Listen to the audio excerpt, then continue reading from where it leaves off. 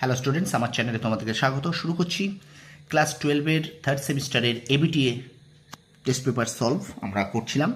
আজকে করব class 12 third সেমিস্টারের এবিটিএ টেস্ট পেপারের রাষ্ট্রবিজ্ঞান যেটা আছে সেই প্রথম পর্ব।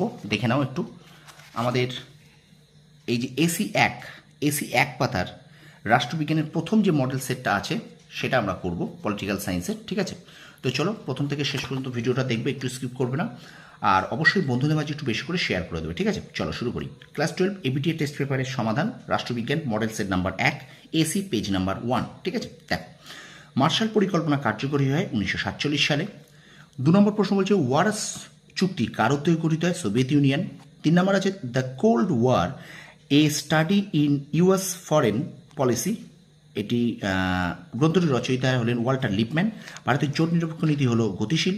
আচ্ছা, আমরা কোনো সামরিক জোটের অন্তর্ভুক্ত নই, আমরা শুধু একটি পক্ষের অন্তর্ভুক্ত এবং সেটি হলো শান্তির পক্ষে। উক্তিটি করেছেন জওহরলাল নেহরু। আচ্ছা, অপশান এই 6-এর দাগে এই জায়গাটা একটুখানি তোমাদের বলে দিই। 6 যে স্তম্ভ মেলাটা আছে এটা একটাও কিন্তু ঠিক উত্তর নেই। ঠিক আছে, যার উত্তরটা হবে এই যে এখানে, তাহলে কী হবে? এর উত্তরটা হবে, দেখো, যেটা এইটা হলো সঠিক উত্তর। 3, 1, 4, 2। ঠিক আছে, এইটা হলো সঠিক। ঠিক আছে, এখানে কিন্তু কোনো উত্তরটাই কিন্তু সঠিক নেই। তাহলে আমরা যদি পর্ব অনুযায়ী দেখি যে এখানটা কি কি হবে না 3, 1, 4, 2 এই সিরিজ অনুযায়ী কিন্তু হবে। ঠিক আছে, 3, 1, 4, 2 তারপরে দেখো পঞ্চশীল নীতি হলো এটি। এটা একটা তোমাদের আছে বিকল্প প্রশ্ন, দেখো তো এখানে কিন্তু সবকটাই সঠিক। ঠিক আছে, এটা একটু পড়ে নেবে, এটা সবকটাই সঠিক হবে। আচ্ছা, বেমানান খুঁজে বের করো। নিম্নলিখিত দেশগুলির মধ্যে ন্যাটো জোটভুক্ত হলো, এটা হলো অপশানে রাশিয়া। ঠিক আছে, আচ্ছা পরে দেখো জাতিপুঞ্জের সনদ গৃহীত হয়েছিল সান ফ্রান্সিসকো। আচ্ছা, তারপরে বলছে সম্মিলিত জাতিপুঞ্জের শান্তির জন্য ঐক্য প্রস্তাব গৃহীত হয়েছিল নভেম্বর 3, 1950। নিরাপত্তা পরিষদের মোট সদস্য সংখ্যা 15। সম্মিলিত জাতিপুঞ্জের প্রথম মহাসচিব ট্রিক ভ্যালি। আচ্ছা, প্রতি 3 বছর অন্তর আন্তর্জাতিক বিচারালয়ে ড্যাশ বিচারপতি অবসর গ্রহণ করেন 1/3। পরেরটা দেখো ইউনিসেফ, ইউনেস্কো, হু এই সংস্থার মধ্যে কার সঙ্গে সম্পর্কিত? এটা কিন্তু রাষ্ট্রসংঘের সঙ্গে সম্পর্কিত হবে। আচ্ছা, পরে দেখো এখানে একটা এক্স গঠনের মুখ্য উদ্দেশ্য হলো আন্তর্জাতিক অর্থ লেনদেনের হারের স্থিতিশীলতা বজায় রাখা এবং বিশ্ব বাণিজ্যের সম্প্রসারণে সহায়তা করা। এক্সের সদর দপ্তর ওয়াশিংটনে। উপযুক্ত এক্স প্রতিষ্ঠানটি কি না আইএমএফ, এটা option D, IMF international monetary fund. এবারে একটা বিবৃতি দিয়েছে, বিবৃতি আমি আর পড়ছি না, এটা তোমরা একটু পড়ে নাও। এর সঠিক উত্তর হবে এ ও আর উভয় সঠিক এবং আর এর সঠিক ব্যাখ্যা। আচ্ছা, বসুন্ধরা সম্মেলন কোথায় অনুষ্ঠিত হয়েছিল? ব্রাজিলের রিও ডি জেনিরো শহরে। সমসাময়িক বিশ্বে মানব নিরাপত্তার সবচেয়ে গুরুত্বপূর্ণ উপাদান অর্থনৈতিক নিরাপত্তা। 19 বলছে বর্তমানে আমেরিকা ভিসা প্রদানের ক্ষেত্রে কঠোর নীতি গ্রহণ করেছে কারণ অভিবাসনের ফলে অর্থনৈতিক চাপ বৃদ্ধি ঘটেছে। স্টুডেন্টস, ভিডিওটা একটু শেয়ার করো বেশি করে। আমি একটি সন্ত্রাসবাদী সংগঠন দীর্ঘমেয়াদী সমস্যার জর্জরিত ইসরায়েলের অধীনতা থেকে প্যালেস্তাইনীয়দের মুক্ত করতে আমার জন্ম হয়েছে। আমি কে? হামাস।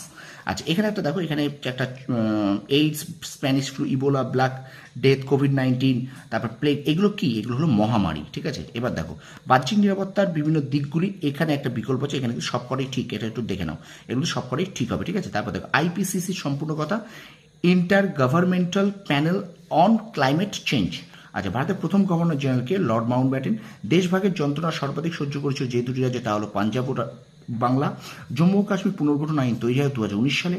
আচ্ছা, স্বাধীনতার ঠিক পরেই ভারতের প্রধান সমস্যা রূপে দেখা দিয়েছিল উদ্বাস্তু সমস্যা। বেমানান খুঁজে বের করো। এখান থেকে এটা হলো ভাষাভিত্তিক রাজ্য পুনর্গঠনের সঙ্গে জড়িত, এটা কিন্তু সীমান্ত কমিশন, এইটা কিন্তু বেমানান। ঠিক আছে, তারপর দেখো বিরোধী দল যেখানে নেই, গণতন্ত্র সেখানে নেই। উক্তিটি আইভার জেসিংসের। আচ্ছা, ভারতীয় জাতীয় কংগ্রেস প্রতিষ্ঠিত হয়েছিল 1885 সালে। তারপর দেখো এখানে একটা কি বলছে, মার্কিন যুক্তরাষ্ট্র, অস্ট্রেলিয়া, ব্রিটেন, জার্মানি, এগুলোর মধ্যে কি আছে? এগুলোর মধ্যে দ্বিদলীয়, অর্থাৎ নিম্ন দেশগুলো কি কত দলীয় ব্যবস্থা আছে? এটা দ্বিদলীয় ব্যবস্থা। আচ্ছা, এই বিবৃতিটা দেখে নাও, বিবৃতি এবং কারণ এটা হলো এ ও আর উভয় সঠিক, কিন্তু আর এর সঠিক ব্যাখ্যা নয়, এটা একটু তোমরা বিবৃতি পড়ে নেবে। ঠিক আছে, আর এরপরে দেখো ভারতের একটি প্রধান ও পুরনো রাজনৈতিক দল 1925 সালে 26শে ডিসেম্বর তারিখটি এ দলের প্রতিষ্ঠা দিবস হিসেবে ঘোষণা করেছে। 1964 সালে এ দলটি ভেঙে যায়। মার্ক্সীয় এ দলের প্রধান ভিত্তি উল্লেখিত এ দলটি হলো সিপিআই। আচ্ছা, 34 দায়িত্ব হলো ভারতের নো ফার্স্ট স্ট্রাইক এই পরমাণু নীতি প্রধান রূপকার কোন প্রধানমন্ত্রী? অটল বিহারী বাজপেয়ী। আচ্ছা 123 স্বাক্ষরিত হয়েছিল, এটা দেখো এটা একটু কনফিউশন, 2005 সালে হতে পারে 2007 সালে হতে পারে, তবে অ্যাপ্রোপ্রিয়েট আমার মনে হয়েছে 2005 সালটা কিন্তু অ্যাপ্রোপ্রিয়েট হবে, ঠিক আছে। তারপরে দেখো ভারত কর্তৃক সম্পাদিত প্রথম পরমাণু বিস্ফোরণের নাম স্মাইলিং বুদ্ধ। প্রথম পরমাণু বিস্ফোরণের নাম স্মাইলিং বুদ্ধ। তারপর দেখো চীনের আগ্রাসন প্রতিহত করার জন্য প্রশান্ত মহাসাগরীয় অঞ্চল ভারত কর্তৃক গৃহীত পদক্ষেপটি হলো কোয়াড। আচ্ছা এবার তোমরা একটা এই বিবৃতি এবং কারণটা একটুখানি দেখে নাও, এর উত্তরটাও কিন্তু এ হবে, এ আর উভয় সঠিক, আর হলো এর সঠিক ব্যাখ্যা। 2019 সালে আমেরিকার টেক্সাসে ড্যাশ কর্মসূচিটি অনুষ্ঠিত হয়েছিল হাউডি মোদি। এবং শেষ প্রশ্ন দেখো ড্যাশের প্রতিক্রিয়া স্বরূপ ভারত পাকিস্তান একমাত্র ট্রেন সংযোগ সমঝোতা এক্সপ্রেস এবং সাদা-ই সরহদ বাস পরিষেবাটি বন্ধ করার সিদ্ধান্ত গৃহীত হয়, এটা হলো পুলওয়ামা সন্ত্রাসবাদী আক্রমণের পর, ঠিক আছে, প্রতিক্রিয়ায়। তো স্টুডেন্টস ভিডিওটা এই পর্যন্ত শেষ করলাম। অতএব ওই প্রত্যেকটা আমার এই ভিডিওটা অবশ্যই তোমার বন্ধুদের মাঝে শেয়ার করে দাও, কারণ এখন কিন্তু তোমাদের টেস্ট পেপার সলভ করতে হবে, প্রস্তুতির তুঙ্গে চলে যেতে, এবং টেস্ট পেপার সলভের কোনো বিকল্প কিন্তু নেই, ঠিক আছে। তো ভিডিওটা ভালো লাগলে লাইক করো, কমেন্ট করো, আর অবশ্যই আমার চ্যানেলকে ফলো করো, আর আমার চ্যানেল যদি নতুন হয়ে থাকো অবশ্যই চ্যানেলটাকে সাবস্ক্রাইব করো, পাশে থাকা বেল আইকনটি প্রেস করে রাখো। তোমরা সফল হও, তোমাদের সাফল্য কামনা করি, ধন্যবাদ।